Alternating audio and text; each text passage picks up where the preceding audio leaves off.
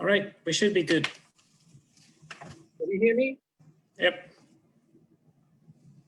Yes, we hear you. Okay. Ben, can you hear me?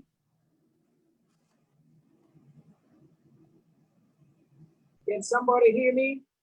Yes, we can hear you. We hear you, Jimmy. Yes, All we right. do. Okay. All right. Thank you so much, apologize for the technical bit of that meeting. I had to get here as soon as I could. And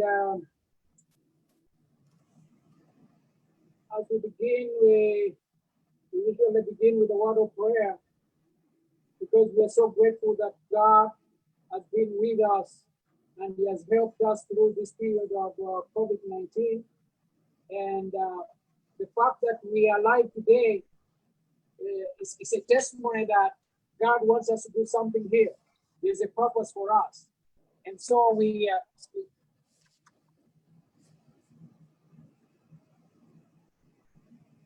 okay, that's good.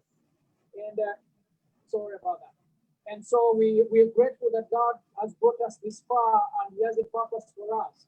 And that's why we need to thank God for this situation, for this time.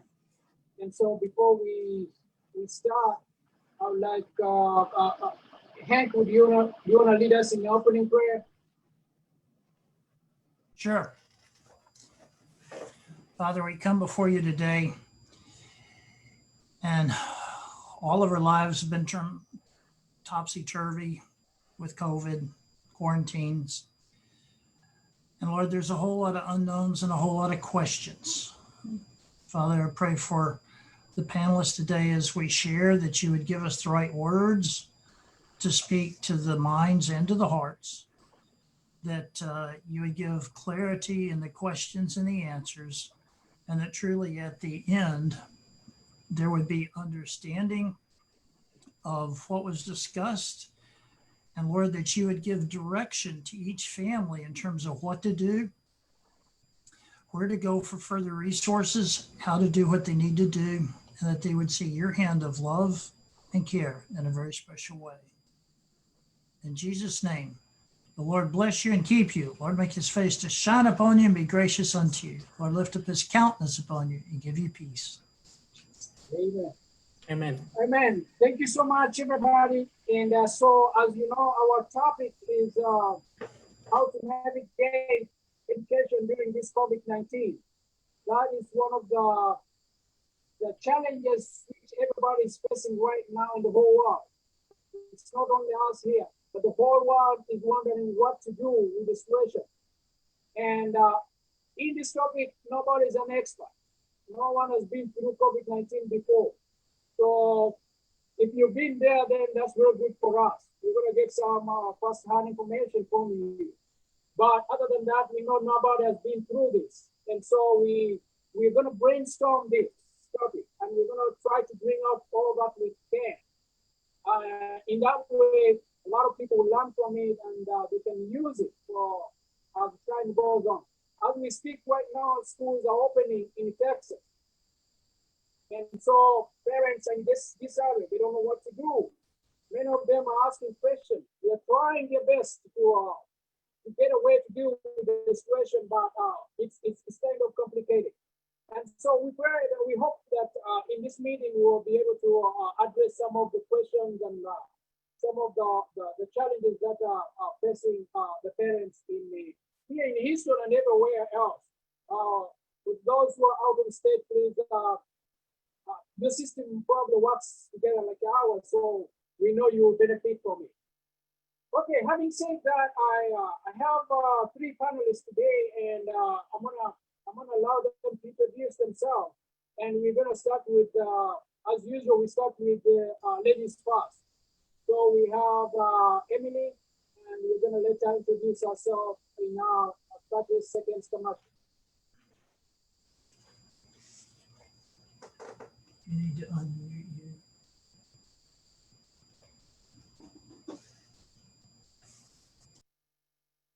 you. Okay, let's try that again. Now, can you hear me? Yes, ma'am. Awesome. Good evening. My name is Emily Samnazu. I currently hold a bachelor's in English with an associate's in developmental psychology. I have a master's in teaching, specializing in urban populations and low socioeconomic backgrounds. I also have a master's in technical communications with a fundamental in UX UI design and medical writing and writing in plain language. I have been an educator in the public sector for the last 10 years across this country, including in Central America. So I'm going to be speaking on the background of what you should be thinking about when you're making the decision of whether or not to send your kid to face-to-face instruction or to stay in a remote setting, because that's the hybrid of homeschool. Thank you. Thank you. Hank? My name is Hank Tate. This is my wife, Jeannie. We started homeschooling in 1984. Hold on a second. Turn off your mic.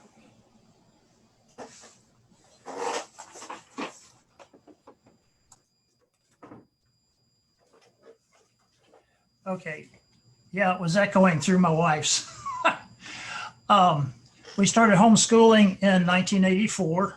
We homeschooled all 4 of our kids all the way through high school. I was the co-founder of the Regional Homeschool Association and did workshops on homeschooling for over 20 years, over 250 workshops, attendance over 25,000. We have been serving in the homeschool community for 35 years. Even though our youngest graduated in 2008, we've still been serving and still are serving in the homeschool community. So we have seen it change a lot. And thankfully that it came to the point of being legal many, many years ago. And Texas is actually one of the best states in the United States to homeschool in. Thank you. Thank you. Mr. Kaya? Hi, folks. My name is Theophilus Kaya. Currently a doctoral student at the University of Houston, pursuing a PhD in mechanical engineering. I hold a master's degree in mechanical engineering, and I'm a CRL certified tutor. So today we'll be talking about what it takes to go through college and higher level institution, graduate school, and also talk about the tutoring services that are available for the students out there and for the parents, and how to help each other go through this COVID-19. I'll be working with a colleague of mine, Chinatu Gladrich, and we will explain more in detail when the opportunity comes. Thank you. Thank you. Now, I just want to remind our audience that you can post in the chat, you can post your questions as we go on. We'll be handling it as we continue in this meeting. But without wasting more time, I'd like to request to ask Emily to take on from there. Certainly. So I know that we are here to discuss the public school system, but I empathize with you because I am actually going through and have gone through the same idea that you're going through, whether or not to send my student to public school, in school, or do remote learning, or teach at home.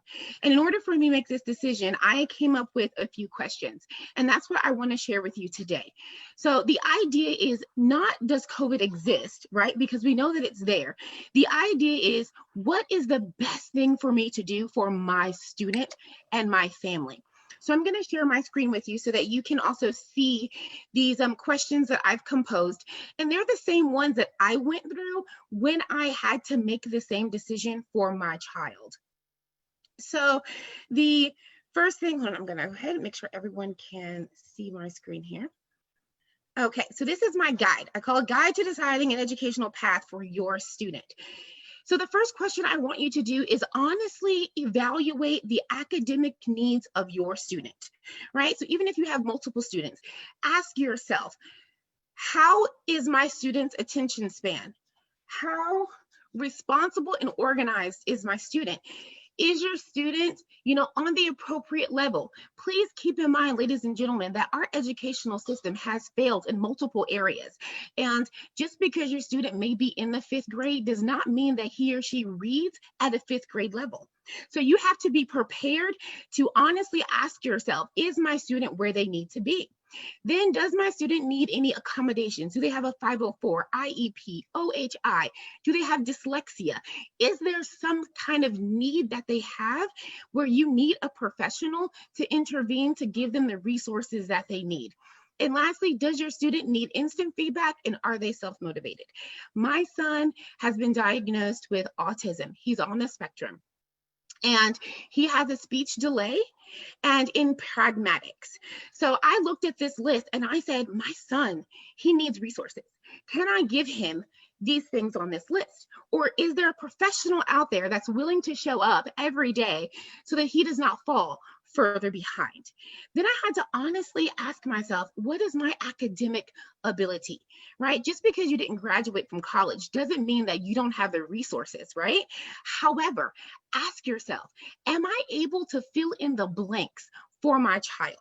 So if I'm doing remote learning, can I then sit down with him and look at physics or look at the new math and really explain to this child with the pedagogy what he or she needs? Right? Am I able to help them navigate technological platforms? And it's not just, I know Katie is using Canvas, Cypher is using Schoology, there's Google Classroom, there's Remind 101, there's all of these web applications now that the teachers are going to be, one, figuring it out themselves, right? Because they haven't even gone into in-service yet to figure out how to work these platforms. And two, are you going to be able to figure out how to use them, tell your student how to use it, and still help them complete their assignments using that platform? So what is your technology base?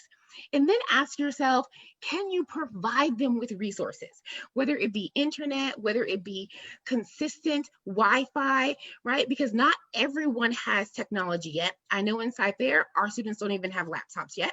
So are you able to do that? And honestly, not on a should, could, would, I hope I could, I can get it, but where are you right now? Because please keep in mind, ladies and gentlemen, that your students are already 5 months behind. And that is further behind the rest of the country because Texas had an earlier spring break than everyone else. We were out since March 6th in Cypher, where the rest of the country did not leave out of school until almost April. So you're already a month behind everyone else in this country. So please keep that in mind when you're honestly evaluating this. The next thing I want you to think about is, what is your economic status? How will your household be financially affected by your student staying at home? Will a parent have to not go to work? Therefore, you're going to be lacking in finances, right? So look at the idea. If you don't have someone to support your student, then you're going to have to take into consideration how much time do you have to dedicate to your student's success. Are you working a full-time job? Are you a full-time mom? I have a set of twins that are 4 years old and a 2-year-old, and I'm a full-time mom and a full-time employee. So how much time do I have to dedicate to my student's success? And if I can't do it, do I have a support system, right? Do I have people out there that I can reach out to? And yes, you can pay for a tutor, right? You can go out and pay for a tutor, you can pay for other things, but how will that economically affect your student and your household, right? And then on top of that, are you really avoiding your COVID-19 problem? And then lastly, can I support my students' developmental needs? Kids need to socialize. They have to learn how to engage and interact with other members of society. So you're going to have to figure out how to foster that environment for your student. So as I looked at this list that I applied to my own child, I will be sending my child to school because although I have 2 master's degrees and I can teach him to read, I cannot teach him to speak. There are people who are qualified to do that. He has access to resources. 7 days a week, speech therapy. His IEP gives him occupational therapy for free. And that's what my household needs. Those are the resources that my son needs. So I have to make the decision based on what is going to be best for my family and for my student.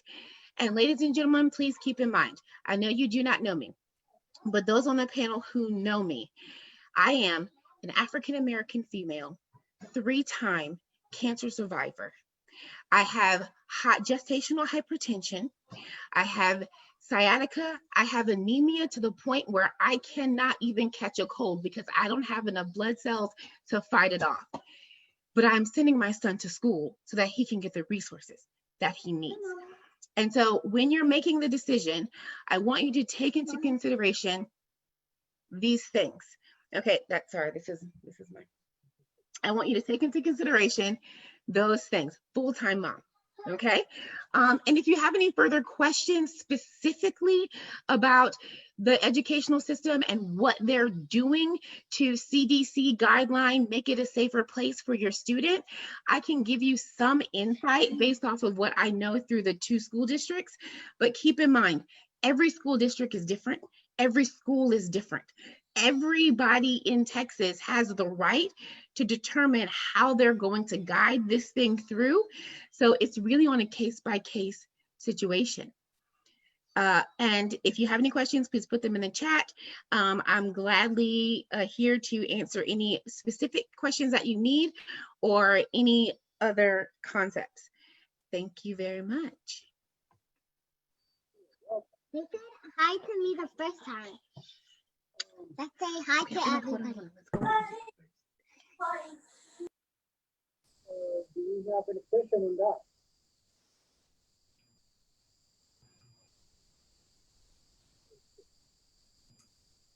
All right, you keep text the questions continuously. We'll be presenting them as we go on. Okay, that's about the conventional way and the hybrid system of the studies. Hank, where would you come in here? Where would homeschooling help out in a situation where parents do not know where to go, where to start off from? As they consider the hybrid, that is the homeschooling and the conventional way. Is there anywhere where homeschooling can play a bigger part in this condition that we're in?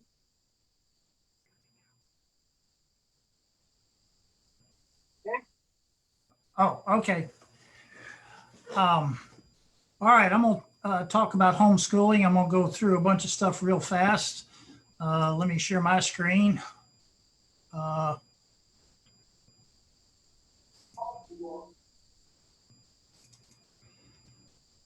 right. I'm gonna copy and put this in the chat. This is a link that you can get to all of the workshops that I used to do at homeschool conventions. And I don't see how to get to the chat right now, so I'll do it later.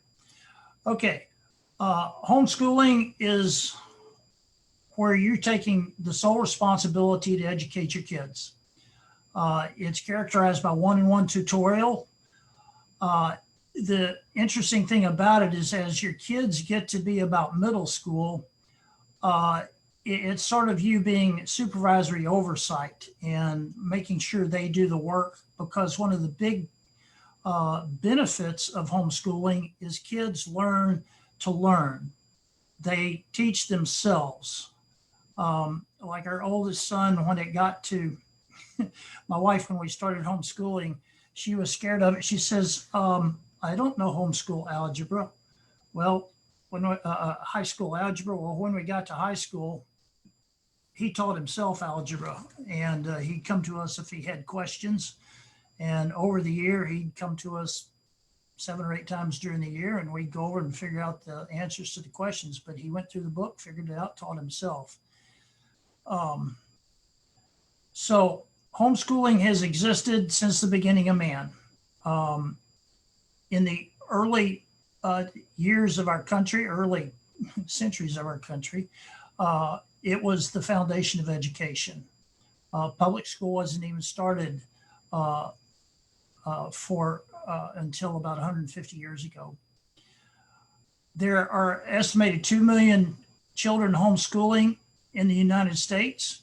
And to give you a comparison of that, that's larger than the entire public school population of Michigan and New Jersey.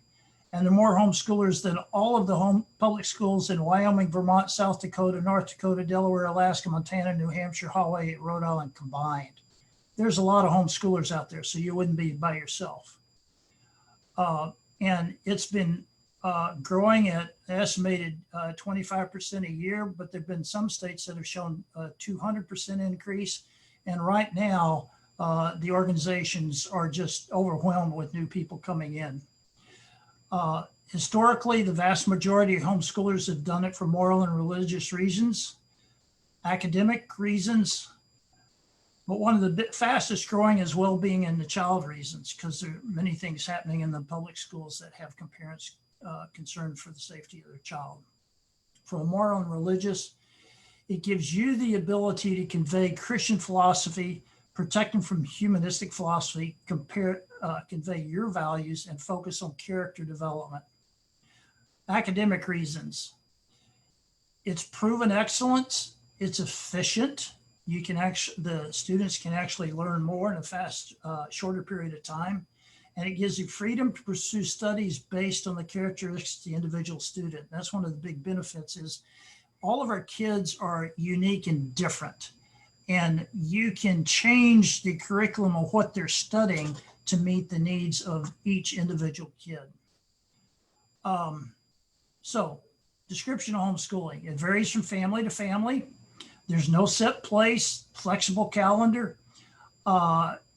Generally for elementary, it takes about 1 to 3 hours to go through and accomplish school. Secondary is 3 to 5 hours plus some homework. The interesting thing about it is when you're homeschooling, your total family focus is on the schooling, and the whole world becomes a classroom because you are getting them involved with the things in the world around them. Texas homeschooling became legal in 1987. The requirements are you must really be doing it. You must have a curriculum, your choice, and you must cover reading, spelling, grammar, math, and good citizenship. If you notice, legally, science isn't even the list. That's sort of interesting. We don't know any homeschoolers who don't do science. Parental qualifications. One of the fascinating things about that is there have been a number of studies that have shown that parents who have graduate degrees compared to parents who didn't even go to college, that the results of the students coming out is a 2% difference in terms of their abilities. Basically, there's no difference. The number one thing for success in any schooling is the commitment of the parents to make sure that the kids are focusing on school and accomplishing school. And as I said earlier, the goal is self-directed learning. And when they reach 5th grade and up, they should be doing more of their own learning. The parent becomes a counselor facilitator. Socialization is one of the biggest concerns about homeschooling. And it's really interesting. There have been a whole slew of tests on socialization. And every single test comes back showing that homeschoolers actually have better social skills than public schoolers. Many people are surprised about that, but mass education with its age segregation is an artificial environment of socialization. The rest of their lives, they get out of school, they have to interact with people of all ages. Yet in a public and private school environment, you only react with people of your own age. Socialization is learned one-on-one, not in large groups.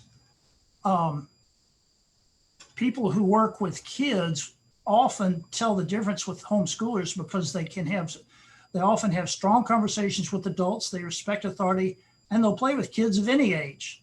And that's one of the really interesting things you get around homeschoolers is seriously, you find the kids playing with any age. You see high schoolers playing with little kids.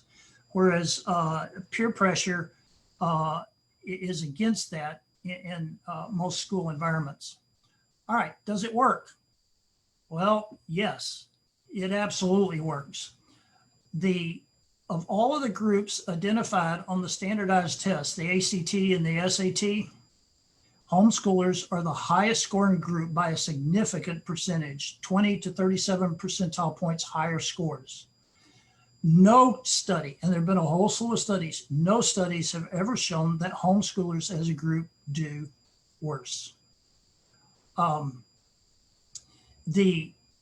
So it is very effective. Now, the reality is there are failures in every arena of education, public, private, and homeschooling. There's some students and there's some parents who just won't do anything. So does everybody accomplish, significantly? No, some don't. But I'm expecting that if this group we're talking to, you're committed to your kids. All right, college. Most colleges have discovered that homeschoolers excel in college. The elite colleges now give scholarships to homeschoolers.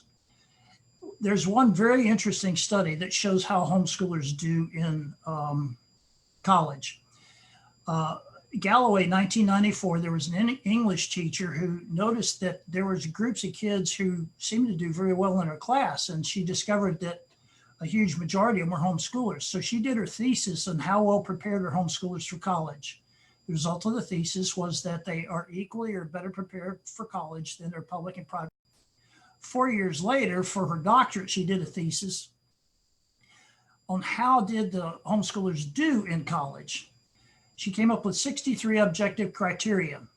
In 42 of them, the homeschoolers came in first: academic, cognitive, social, spiritual. The homeschoolers scored higher than their public and private school counterparts. But the thing that truly amazed her, and was also backed up by a study in another college, the homeschoolers held an inordinate percentage of the leadership positions on campus, both elected and appointed. Because the reality is, homeschoolers are less impacted by peer pressure than those who grew up in a peer pressure environment. And so they have the ability to stand up and say, no, this is the right way to do it. We're going to do it this way, and stand against the voices of a crowd that's trying to push them in the wrong direction. So that's an overview. I have some resources here that I'm going to paste into the chat. But there's some really good resources. And one of them that I will mention, the homeschool store, is up near Willowbrook Mall. Willowbrook Mall. And they have incredible resources, curriculum. We know the owner. Look up the owner and tell him Hank and Jeannie Tate sent you. We have known them since They started. They started it in a closet in his CPA office. So, but I will post these in the chat. Another thing about the homeschool store is they have employees that will walk you through things. They can spend time and talk to you. In the last week or two, they've had workshops on their Facebook page. So you might check that out if you want to learn more. Thank you. Mr. Hank, there's a question here. They're asking, how will the kids adjust as they get to college? How would they, from homeschooling, if they've been gone through homeschooling the whole of their life until college, how do they spend a lot of time trying to adjust to the school system before they start messing up with the rest of the kids? You heard that? I didn't understand that. I think he was saying, how do high school kids adjust going into college with a different environment and not being at home? Is that right, Jimmy? Correct. Okay. Well, that's actually a really interesting question, Jimmy. And it's a good one. It's a good one because it first came out with two students who went to Harvard University.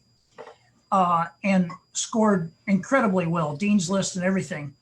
And they were asked, well, okay, how can you do so well coming into college when you have spent your life in a classroom of, like 2 people?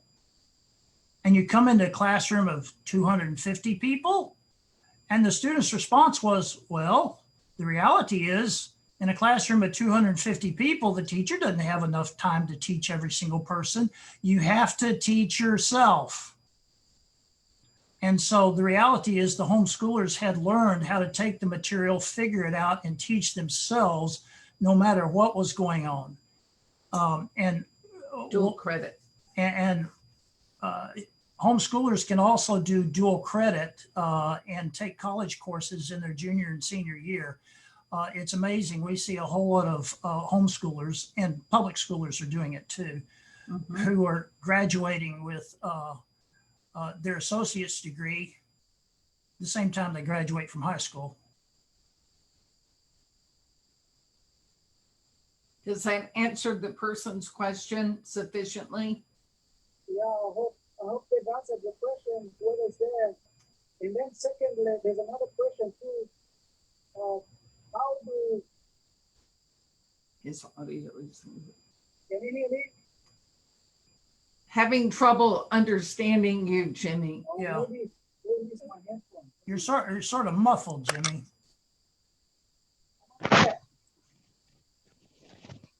Can you hear me?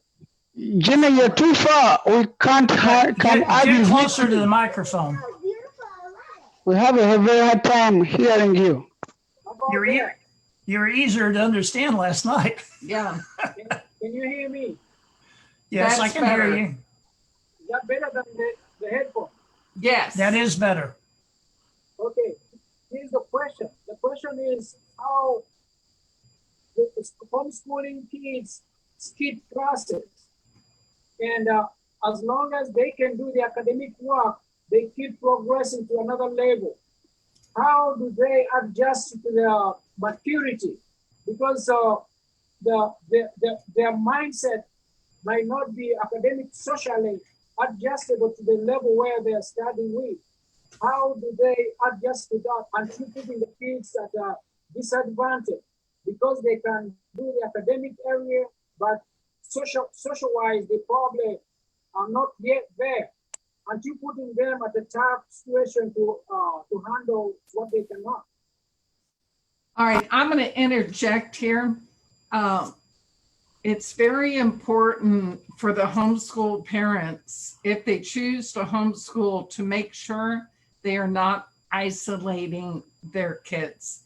In Houston, there are so many outlets. You've got everything from sports, speech and debate, choir, orchestra, Toastmasters, a PE class that I ran, and it's still going up in Northwest Houston. There's so many resources. So check out what Hank put into the chat. A lot of things, if you just Google homeschooling in Houston, you can find a number of things. There are also homeschool support groups and teen activities, activities for kids. I'm not sure how that's going to look this school year with COVID, but I'm sure they'll figure out a way. I noticed today in some of the support groups on Facebook that I'm still in that there's going to be a homeschool day at Washington on the Brazos, which is where Texas Independent, part of that, and it's going to be things just for homeschoolers. And that's one of the really cool things. Houston has gotten on the bandwagon, and you have homeschool days, a number of places that other kids might get to go to, but homeschoolers have the opportunities to go as a group if they choose to do so. Everything has a cost, so you have to kind of plan accordingly.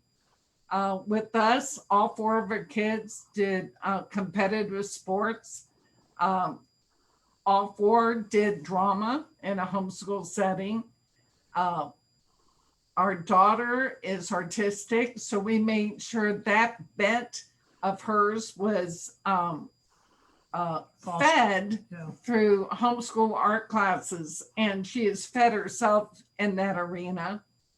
Our oldest son is his father's son. He is very smart and is very independent, and he is currently working on his doctorate at Truett Seminary. And being an independent learner made it easier for him. He went to HBU here in Houston, and he said he was far above everyone else in his classes because he already knew how to learn. He didn't have to be taught by a professor or behind the scenes. Well, where do I go for this information? So teaching your kids how to learn is really important. That's the And most get important. them out of the house. Thank you. Thank you. Well, I want to bring in Mr. Theophilus here. Theophilus is one of the few people before COVID-19, he had designed a program to reach out to parents and as in the form of tuition online or whatever detail he had. But he was able to see this other stuff before anybody thought about it. And he's been doing it. I don't know how far he's developed his program. And I wanted him to come in here to let us know about how the program was being performed. All right, let me share my screen.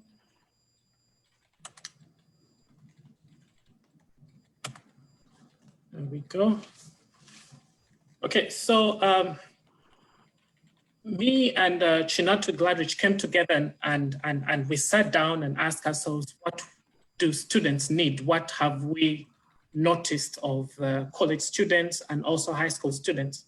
And we noticed exactly what Mr. Hank has been talking about, that you have students who come from high school and they go into college and it's a totally different playing field. You don't have someone telling you to go read your books. You have this freedom and you have all this time and you don't know what to do with it. You get overwhelmed with it sometimes. And so we're like, hey, what if we create a tutoring service that helps students manage their time, show them the resources that are available when they go to school, and give them these skills that may be lacking to help them be successful. And so we came up with Creative 8 Academy and Rich Institute. We're a tutoring service and we plan to expand as many resources as we can based on the people we get to meet. And so what we're doing is, let me go this and see if this will work. Okay, can you see that? So today we will cover the understanding the college level education and what it means, going through the details and intricacies that are involved in it, and then talk about the tutoring services that we offer. That will be starting K through 12 tutoring. We have college coaching as well as college tutoring. So I will let Ms. Chinatu talk about understanding college education, and I'll chip in here every now and then. Hello, everybody. Hello. So my name is Chinatu Gladrich, and I have been working with Kaya for how many years now, Kaya? Maybe about 2-3 years? 2 or 3 years, yeah. Getting to 3 years now.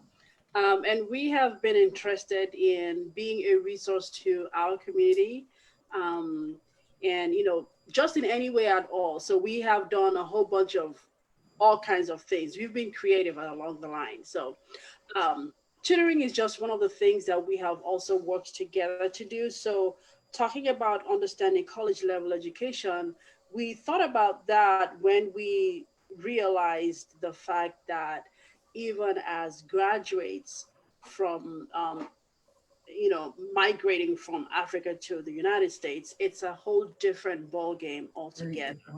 And so technically you have people asking questions that ordinarily we should not be asking, having graduated already from a college or university.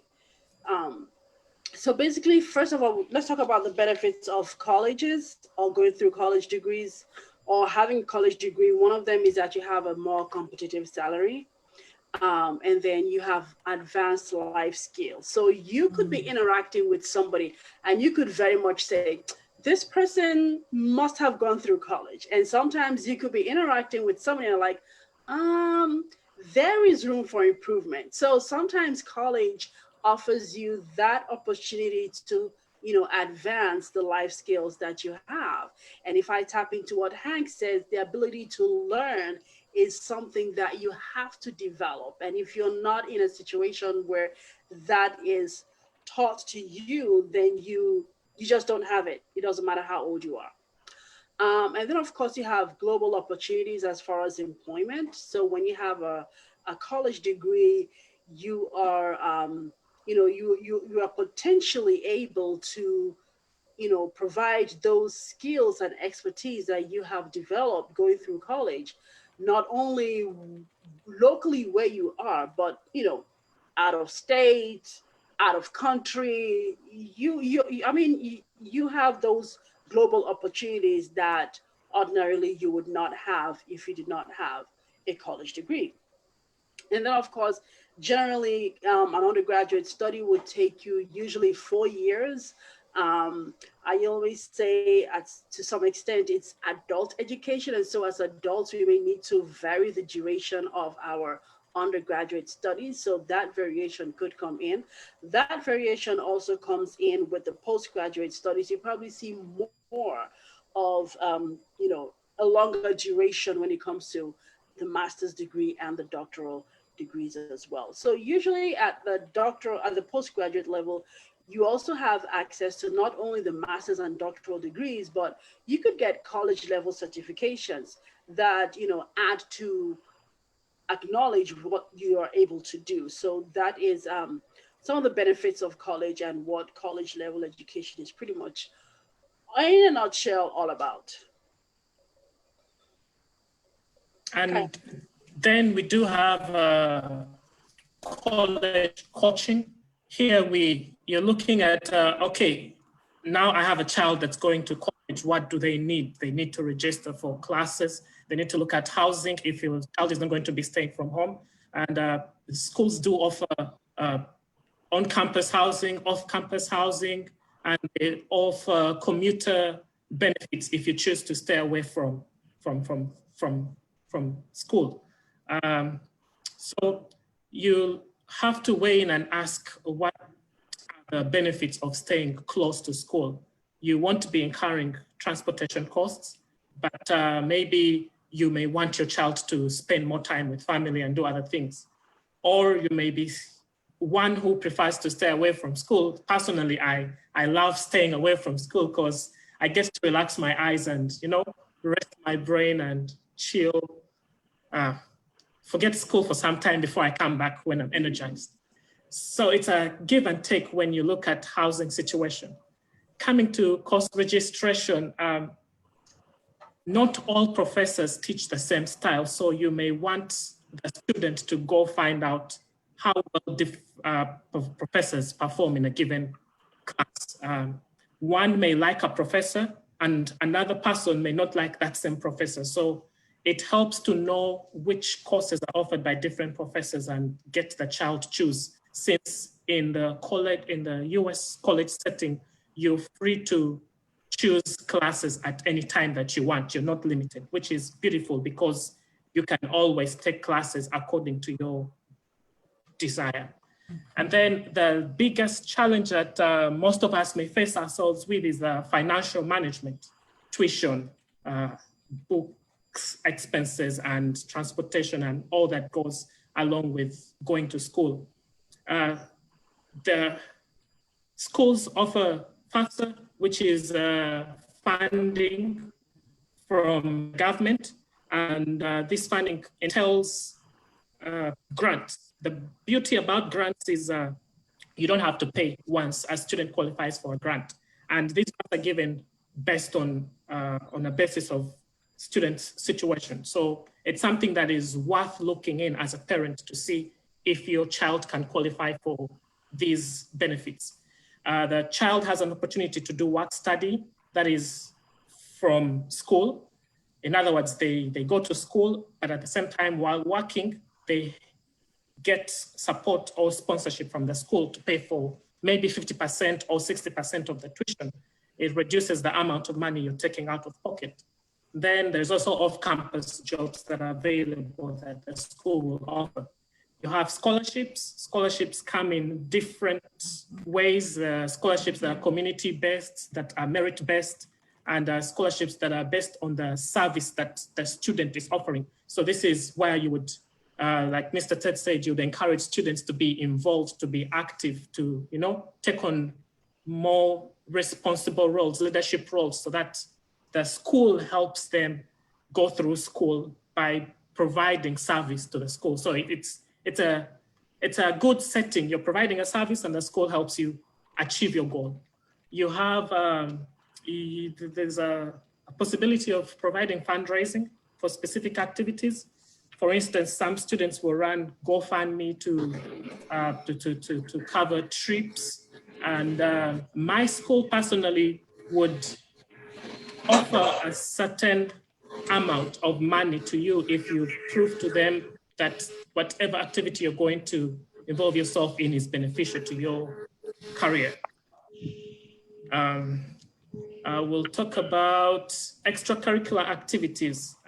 Going to school is not all about studies. Yes, it is good. You're going to earn a degree at the end of it all, but there is more than just getting this degree. You want your student to be involved in student organizations, clubs, or student groups. These groups help the student get those soft skills that wouldn't be attained through just a direct academic setting. And this is social skills, negotiating, talking with people. Personally, I have a fear of masses.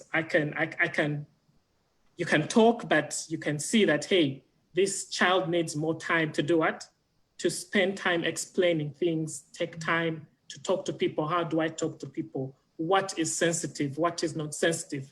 You'll notice some things are not sensitive at all in our culture, but when you come to the US, when you say something, for instance, when you say someone is big, sometimes it's good back in my country, but you can't just tell someone, hey, you're big, you're feeding well, they will be offended. You have to be careful. So you learn all these things when you involve yourself with different people and get to know the climate and the culture that you find yourself in. There are student resources out there. For instance, career counseling.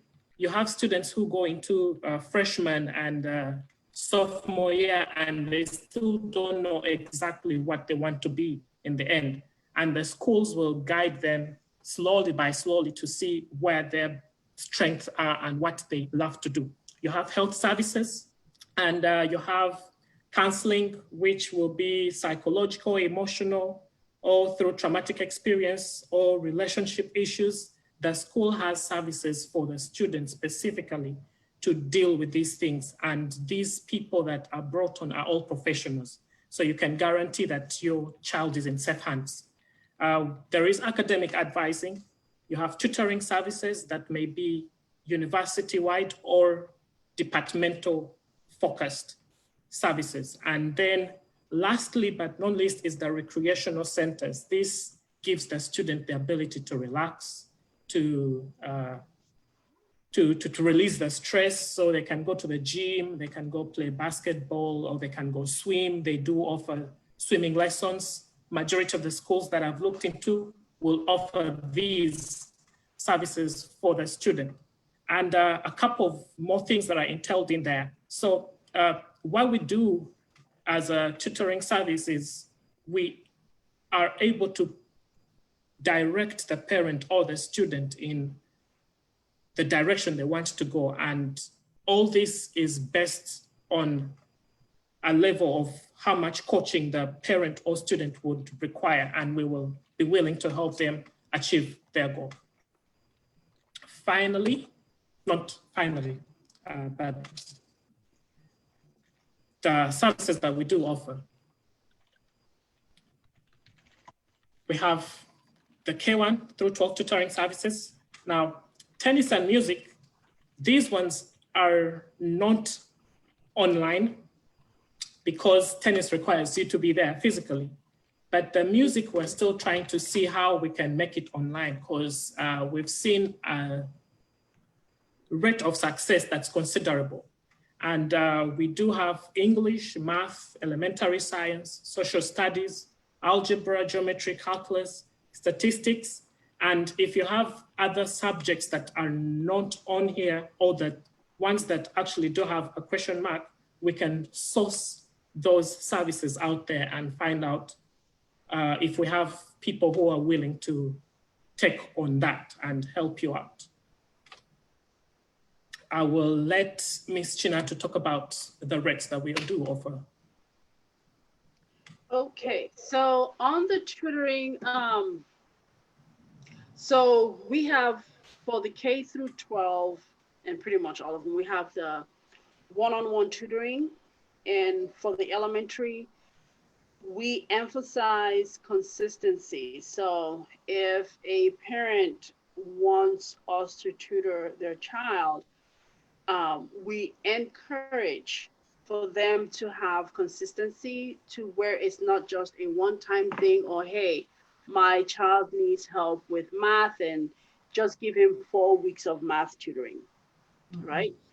Because for this age, you want that consistency and you want it over a period of time to help them develop those structures, those abilities that they will carry on with them.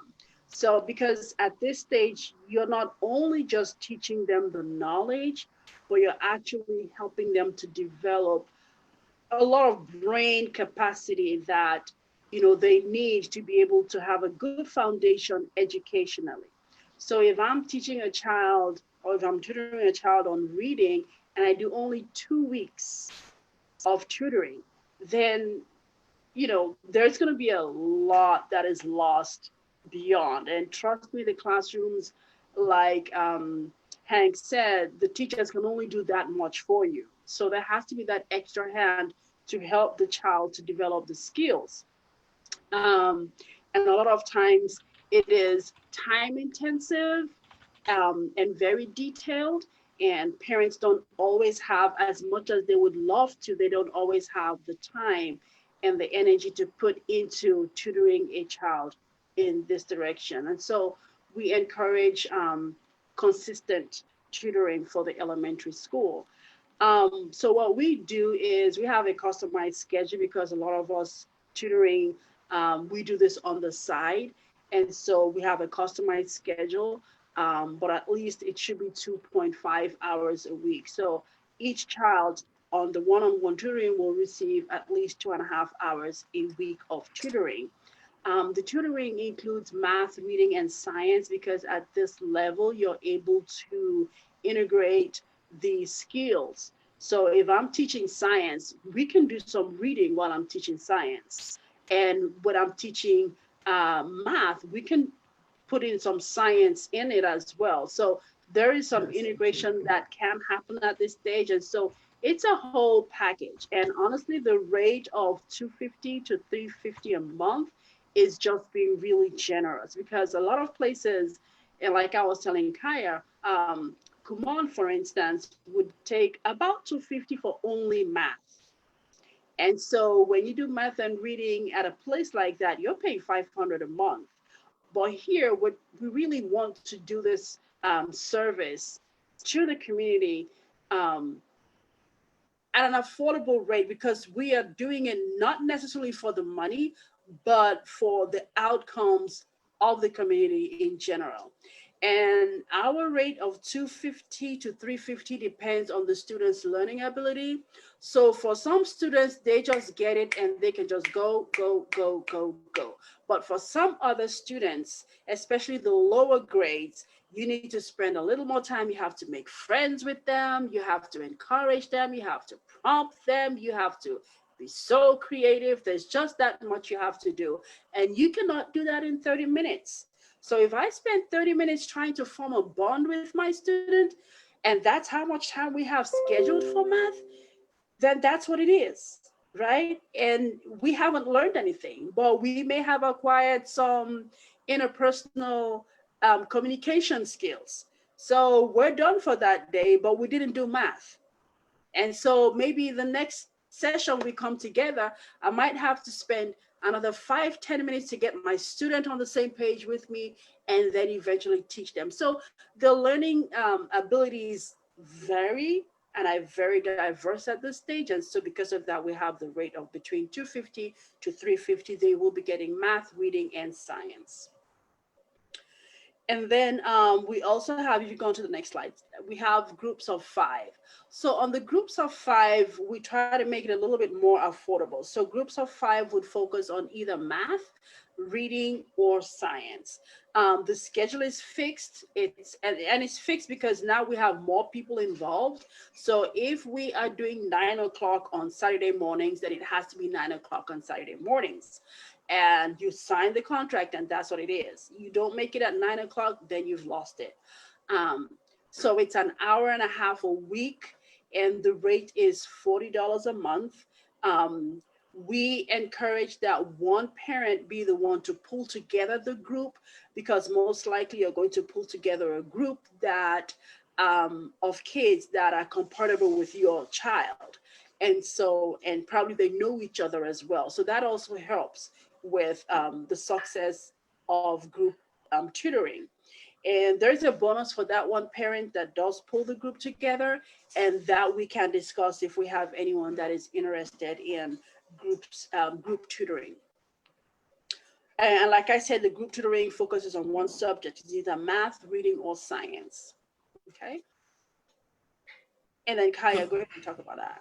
So this one is our latest addition, violin and piano, to broaden the scope and also cover the arts area. Violin is offered 30 minutes a lesson, $30, and this can be done online. This is possible online, the violin one, and also face-to-face, depending on what you prefer. And then piano. Piano is the one that's currently face-to-face. We haven't yet gone online, and we're figuring out how to make that possible. But there are other services that are offering piano lessons online, and you can learn at your own pace, but you don't have the instructor at that very moment. It's a course that's set out there already made for you. Then we have tennis. If you're one who wants to learn this as a hobby or as a profession, we have hitting sessions at that amount, $50 per month. We have lessons, and depending on how many people you want to play, the rate changes, and it's made cheaper the more people you have. This is to encourage activity for both the youth and the parents to come out and, relax, distress from the hectic schedules that we have throughout the entire week.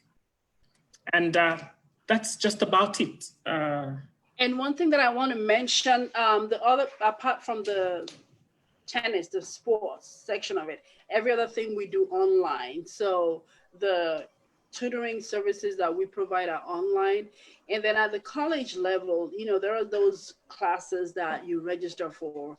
And a lot of times people are like, hey, I need help with this class.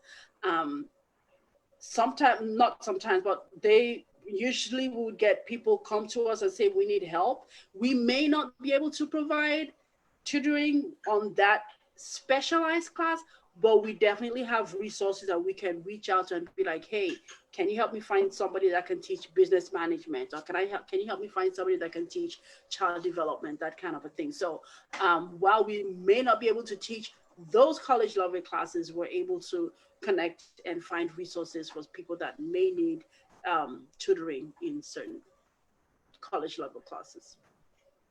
Theophilus, I suggest that you copy that contact information off of that slide and paste it into the chat so people can save that. All right.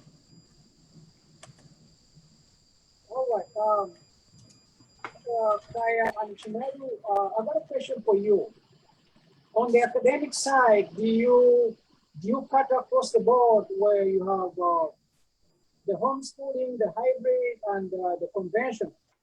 Do you tutor across the board, or you have specifics you deal with? We would tutor across the board because the subjects don't change. It's just the format that's changing. We do across. Yeah. Okay. This goes to Emily. Jimmy, Yes, sir. can I add some stuff about college? We have gotten some interesting insight into college through the homeschool community. And so I want to share with you some options for college.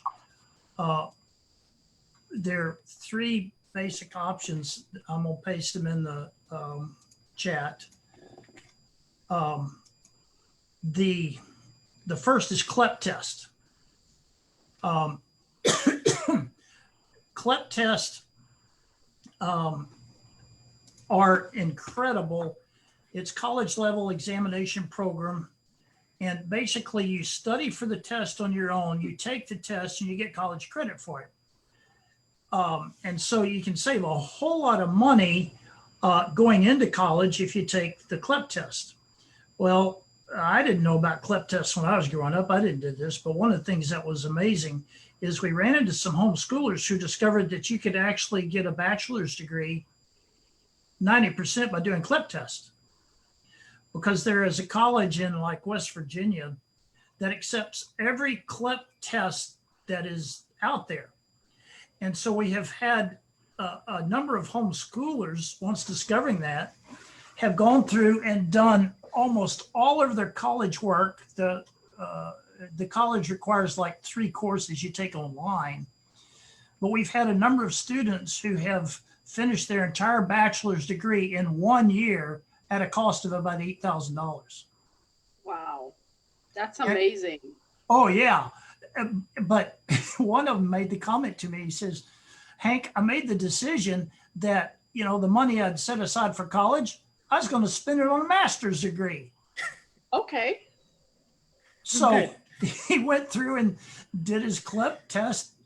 He got a bachelor's in psychology, and then he went to A&M for his master's degree. Can I interject? Yes, Emily. Just to fight for the educational side, please keep in mind that all of these resources are also offered for free through our public education system.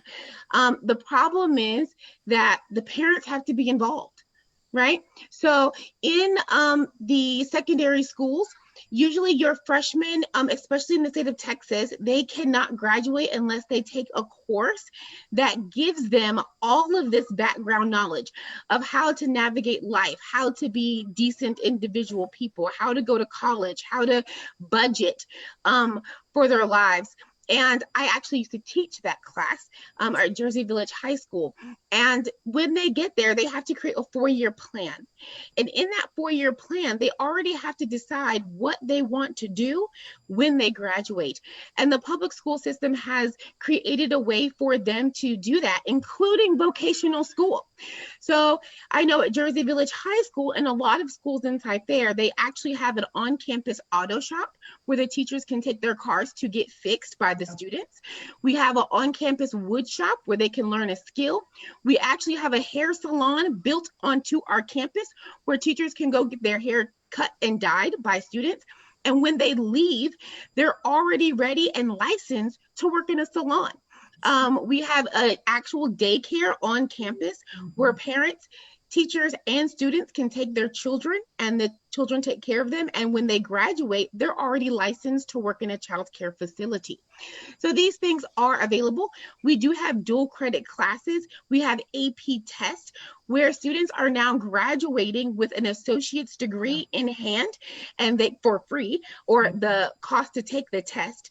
And then they can go on to college to get their bachelor's degree in whatever field they want. Please keep in mind that the Texas, which is something that Texas does that no other state in the country does do, if your student graduates at the top 10% of their school, they are automatically granted acceptance into any Texas college of their choice. So if you as the parent are willing to do the grunt work, whether it be at home, whether it be in the remote setting, or whether it be in school, just because they go to the building does not mean that the parent has to relieve all responsibility, right? So at the end of the day, any modal is successful for a student, right? But it takes parent, teacher, anything. So whether you are the parent and the teacher, or you work with the teacher, it takes that responsibility of both people. So please keep in mind when you make your decisions, right? It's all about investment. How much are you willing and able to invest? Because all of these modalities are available. All of these resources are available. And I agree with Mr. Kaya, there is a gap.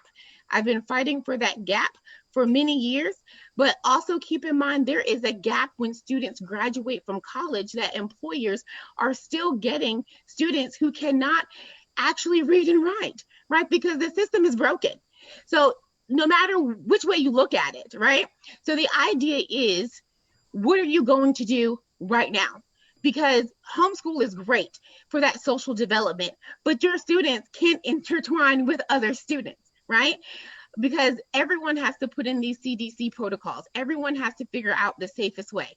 And what I can say for the public school system is that I do know for a fact that they have incorporated hand sanitizers within every classroom that are refilled every day. I do know that the students are required to wear masks if they go. I do know that the classrooms are set up to be socially distanced.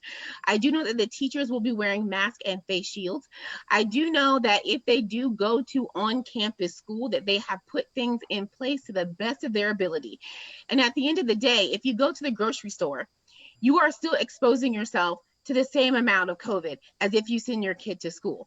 If you take your kid to the dentist, it's the same thing. If you choose the remote learning, there will be a Zoom time where your student can sit face to face with a teacher. Absolutely.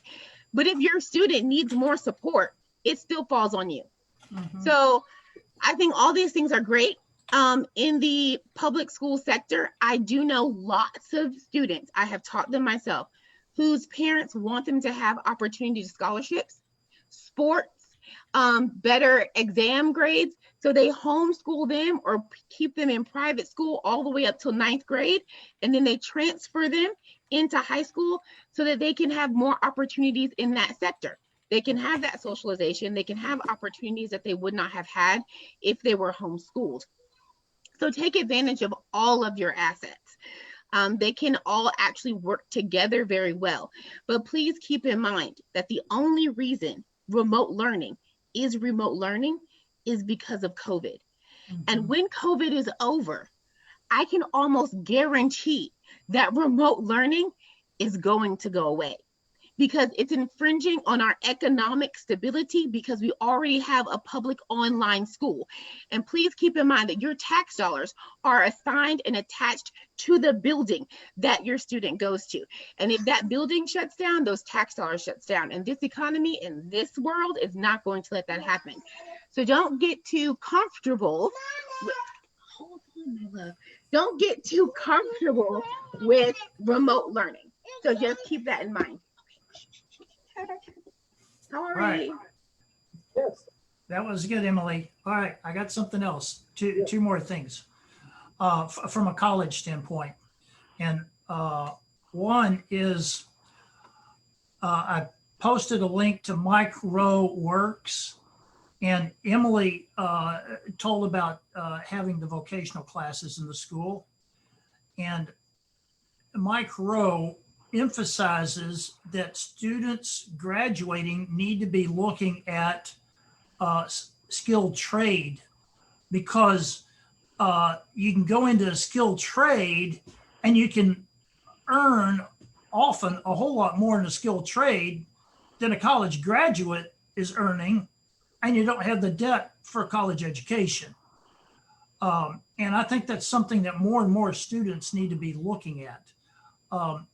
Then one of the other things we discovered a number of years ago is on-site website called the Hour of Code.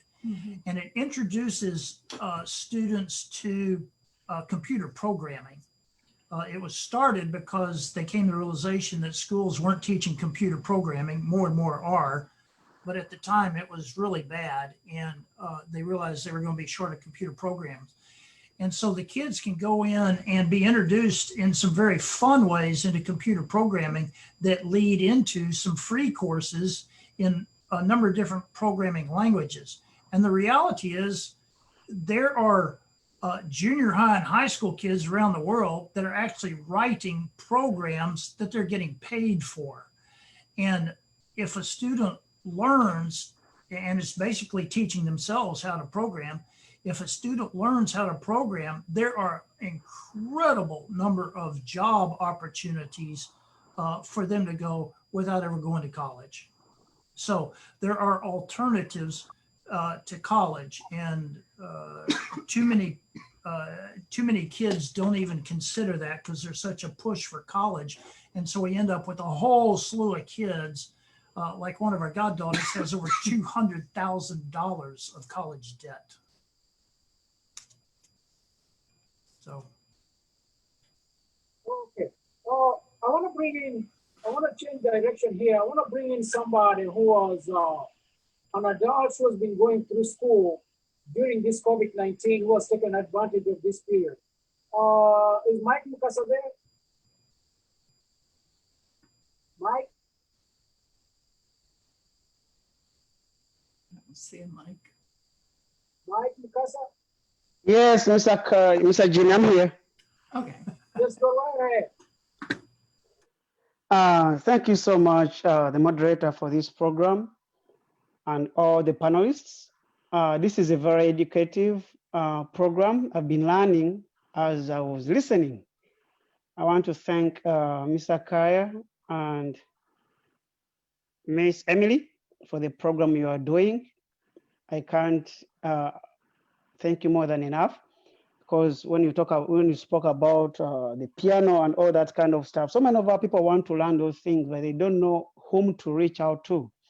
And also I want to thank Mr. Tate for giving us the insight about homeschooling. Mr. Tate just spoke about something that was part of what I was going to talk about, doing online courses, especially in this COVID era, or doing certifications. Mr. Tate said some students are doing programming, which is getting certification and then going to the job market. I may differ a little bit because we need people to get their degrees, their bachelors, but at the same time, we need them to get certifications. For example, getting a degree does not assure a job. And also getting a certification does also not assure a job. But having both of those, having a certification and a degree, puts you at a higher level than other competitors in a job market. So I would say I've been telling people to use this COVID time to get certifications since the schools were closed.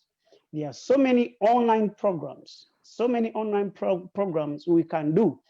Each job requires a certain kind of certification. Each profession requires a certification. So I would encourage people to take advantage, to know what they want to pursue. For example, college students, if you're in IT and you are doing computer science, there is a certification that is going to be required. So it's very important to use this time of the COVID era to get to know which certifications are going to be required in your professional line, so that you knock out that certification, and then after COVID, you concentrate on your degree. Once you graduate, now you have two things in your hands. You have a certification that is required at your place of work, but also you have your degree. Many of these courses are very cheap. And as Mr. Tate was talking about programming, I wanted to mention it. So many of our children need to learn programming. I bet, and I will let you know, many of us have children above 10 years and above who are playing video games. In each house, there must be a video game. But these programs are teaching these kids how to play a video game and how to write a video game. Now, the end result is different. The person who goes and buys a video game is paying money, but the person who writes the program for the video game is earning money. That's pretty much what Mr. Tate was trying to say. Now, if our kids are taught these skills, and some of these skills are missing in our syllabuses in colleges, guess what? We are impacting our kids, giving them knowledge. This is the same knowledge that Bill Gates had when he was young. He looked at college, but he also looked at building a computer. So when you write these programs, you are building computers. We need to equip our children. I'm a Southern African American in my industry. All my people I work with are Indians. And when you ask them, they tell you they all started learning these things when they are 10, 13, when they came to become teenagers. The same way we can teach our children. When you look at our friends, the Asians from China, they are doing the same thing. Their kids are very good with technology because they are starting from the grassroots. We can impact our children to do the same thing. Now, if you have a computer in your house, talk to your child, get these programs, get someone who can guide you. Let them start, programming. Let them play these video games at the same time, programming, writing languages, designing websites, learning how to do networking. Guess what? When these kids get these skills, these are the skills that are going to impact them, because these are skills that are not going to be taken away from them. So in COVID-19, me as an individual have been able to do so many certifications as I could, because I wanted to use this time, and especially right now, so many jobs are not going to come back. So as so many of our people are looking into changing careers, as so many of our children, our brothers and sisters are looking into changing their majors, now they are going to look at majors, which majors and degrees they are going to be pursuing, which are going to give them job security, job stability. So in so doing, if you're going to change your major, or if you know your job you've been doing is not going to come back, or if you know the competition is going to be very high, it's better right now to take some classes, get some certifications. The moment the country opens up, they're going to be looking for people who have those skills, and you don't want to be left out. However, you don't want to use the time when the country is opened up and the jobs they are requesting for this certification, and then that's when you are running to get the certifications. It will be more important to use this time right now to take the certifications. It is also important right now to teach our children, our youth, to engage themselves into self-study, learning these things at home, getting these skills. Finally, last but not least, I also want to encourage the parents to look into what majors their children are doing. For example, a person doing nursing, if they want to become a nurse, they should be working with CNAs. As a CNA, he or she is getting some experiences on what she's going to be doing on the floor. A person going to do IT should be looking into working as an help desk, as a technician, because at the end of the day, once he or she gets that degree, they're going to need some hands-on experience. You don't want to get the degree and then you start looking for hands-on experience. It's better right now to pursue your degree, but at the same time, get a job that aligns you with whatever you want to be or whatever you want to pursue. That was my submission. Thank you so much, Mr. Vice President. Thank you. Thank you, Mr. Mukasa. Mr. Badru, you had something about the adults' education. How do the adults navigate it from here, where if they have to handle their own education plus the education of their kids, how would they balance into that amidst all this?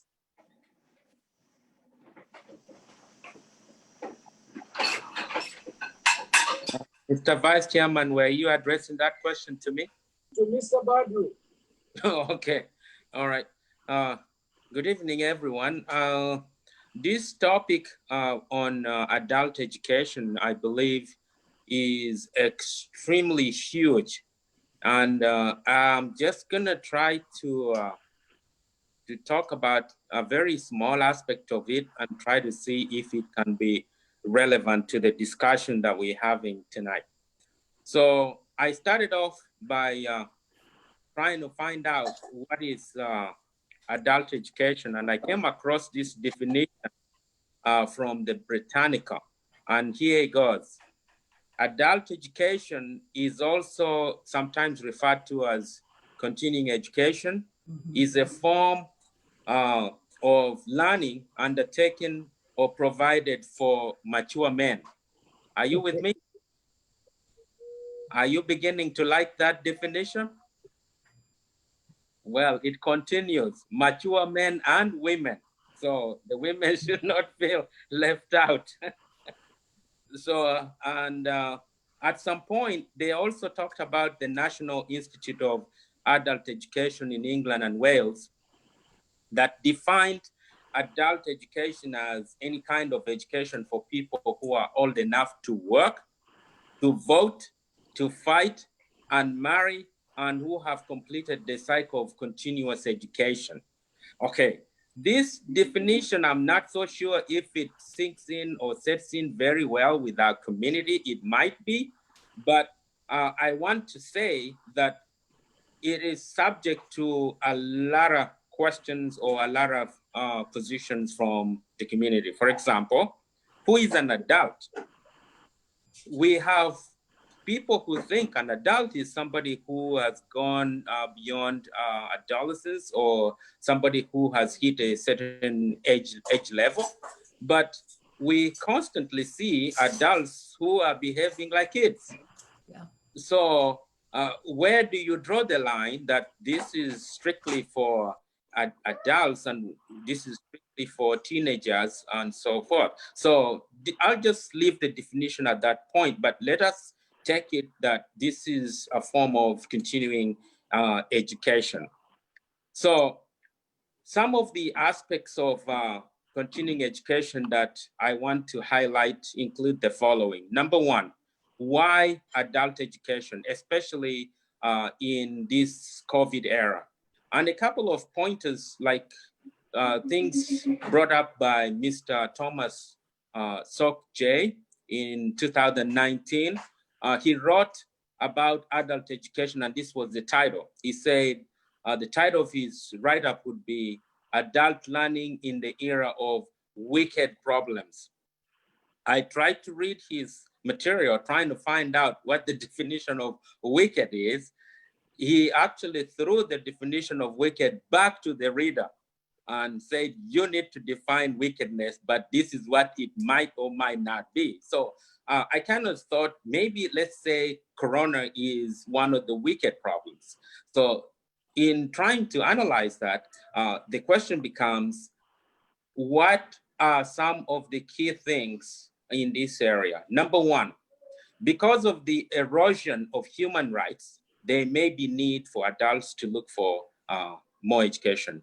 Persistent poverty, growing inequality, forced migration and displacement, worsening climate crisis, assaults on democratic institutions, distrust of science, media, and the press, social and economic dislocation due to disruptive technologies, alarming water scarcity and food insecurity, and lastly, dysfunctional economic structure are some of the things that could easily propel an adult to move into adult education. If I can take one of those key things that have just been mentioned, growing inequality or persistent poverty, a lot of people may make the choice to go for additional training or additional education because they want to address poverty issues.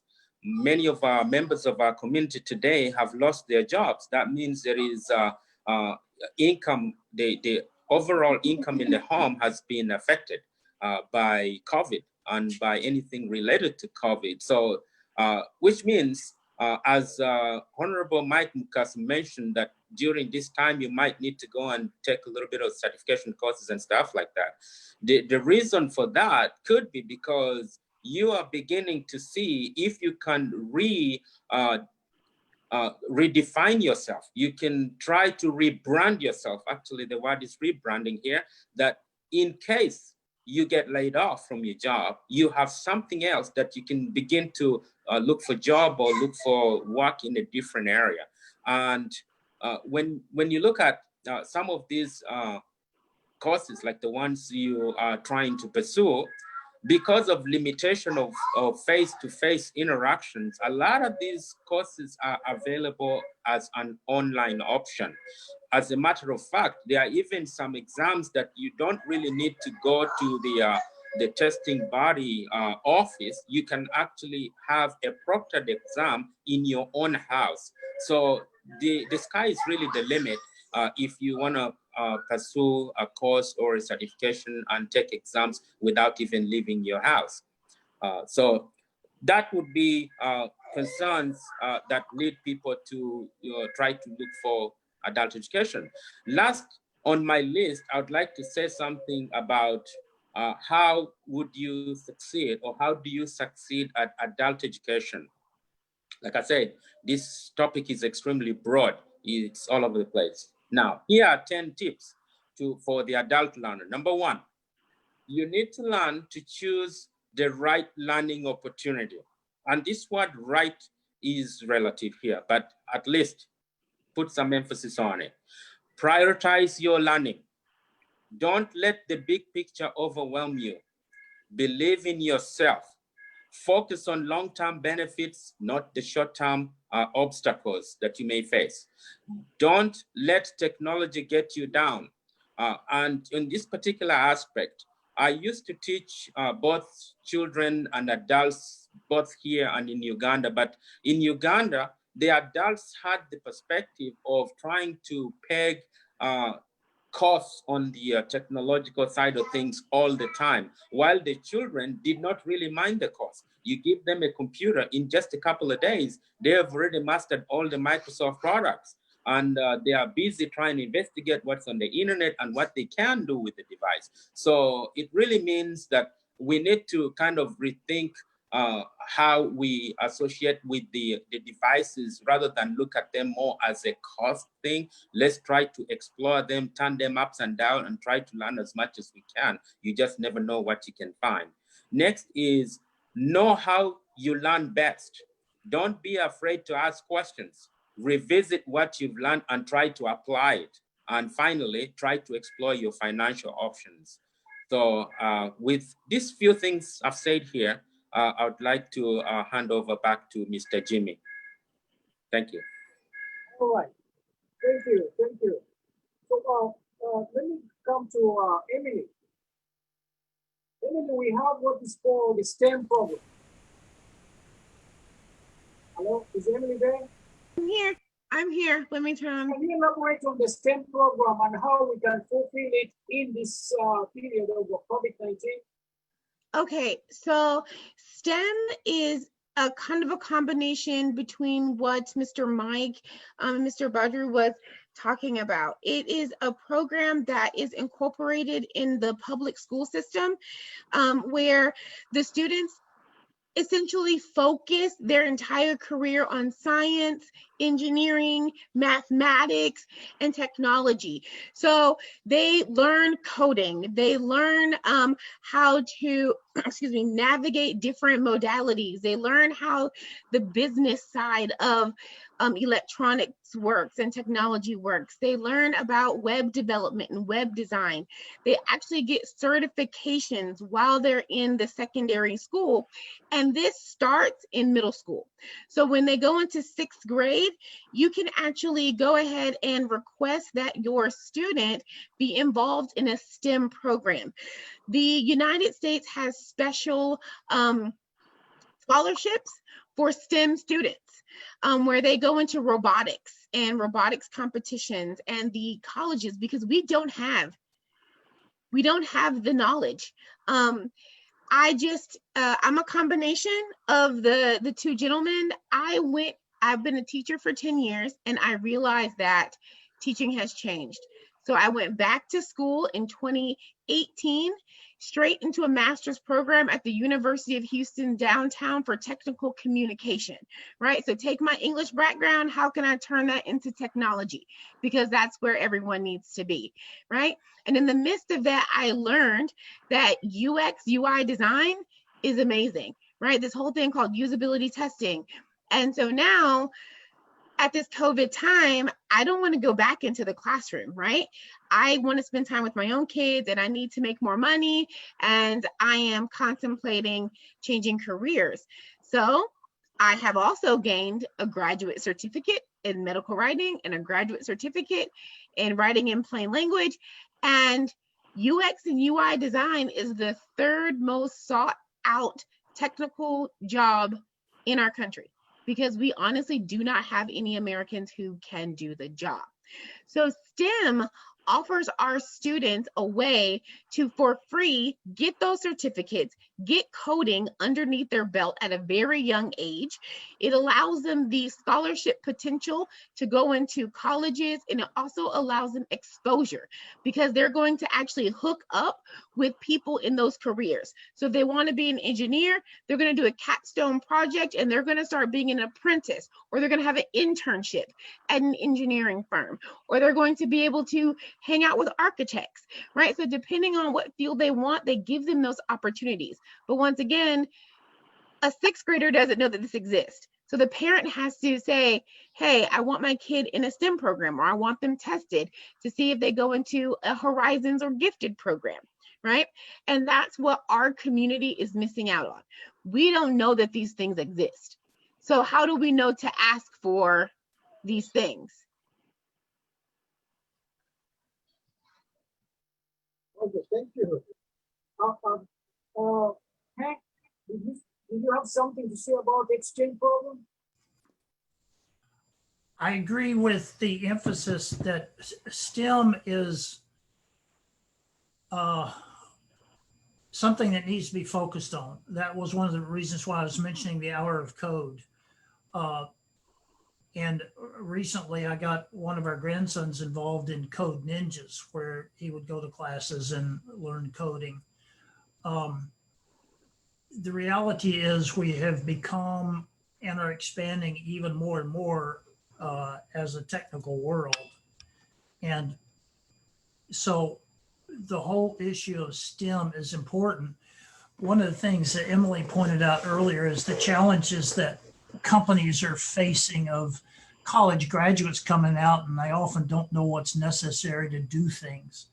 I was amazed to discover a couple of years, 2 or 3 years ago, that Toyota actually started a college in Arkansas that is very, very unusual.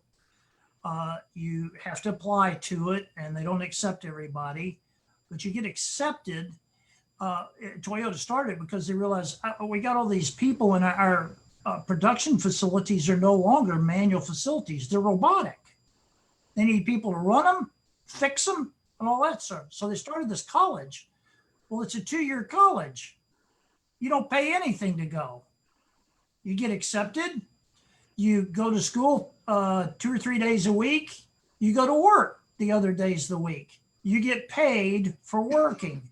After 2 years of school, you get to your degree and get an $80,000 a year job. I wish there were a whole bunch more schools like that. Believe it or not, there are a lot of programs that do offer the journeyman apprenticeship. So that's what it's called. So like if you want to work in a shipyard, or if you want to work in a company, what they do is, because over time, the pendulum has shifted. So at the beginning of time in our country, you had to have the degree in order to get the job. Yeah. But then more people began to get the degree. So now they have said, okay, we're learning that more people are more knowledgeable due to on-job training. Mhm. So they would rather hire someone as a blank slate and teach you my way than you come in with your pre-ideas and then have to reboot you. So it's better for them to start with that clean slate. Yeah.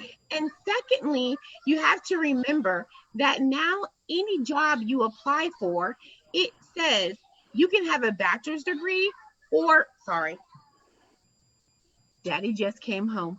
You can have a bachelor degree or you can have 5 years equivalent of job experience.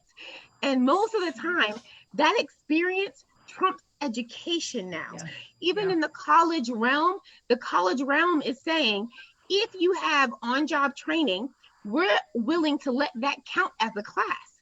So you can get credit now from the college sector for having 4 to 5 years in a job. And they'll say, okay, on that job, you probably have covered what would have been covered in this class. So they're called journeyman apprenticeships. And a lot of companies actually offer them. It's almost equivalent to an internship or a paid internship. So when you're applying for jobs, take that into consideration. It's not starting at ground zero, but you are more likely and willing to actually get a promotion in that company because they know that you have already learned and understood their culture and their way. Yep, Really good. agreed completely. Add on that also, when you go onto the Labor Department website, the Labor Department outlines each year how many apprenticeship programs are out there. So you can just go there, click and study more and even apply. They have journeyman and apprenticeship. It's a very good resource, the US Labor Department website. As well as the community colleges. A lot of the community colleges are offering certificate courses for free because, especially in this time around. So if you know anybody who is who wants to change career or wants to try something else, or just anything else just to keep themselves busy in the school sector, you can just talk to the community colleges. They're offering some courses there. Okay. Now, I think we've come to our time. We need to wrap up. And as anybody with a question, please set it on. But in the meantime, I wanted to bring it back to Mr. Theophilus and Chineti. Would you want Chineti? I'm sorry about that. Would you want to? We want you to bring up how can you? What do you want to speak to a parent right now who wants their student to excel in every sector? I mean, academics and in extracurricular activities, and within this short period of time, before things change, what do you want to tell them at this point? Well, I will start with my personal experience. The parent has a big role in a child's success, a very big role. Just the words of a parent telling the student that you can do this, I have got your back, I'm ready to provide any support that you want, can go so far. It goes so far. So while you may have a busy schedule, never let that trump over the time you put into building the child's confidence, being involved in the child's activities, because the more confidence they have, the more they see the parent pushing them, the more they want to make their parent proud. And so they get that motivation to do even better. They're like, hey, I'm doing this because my dad likes this, or because my dad is on my side, so I don't want to let him down.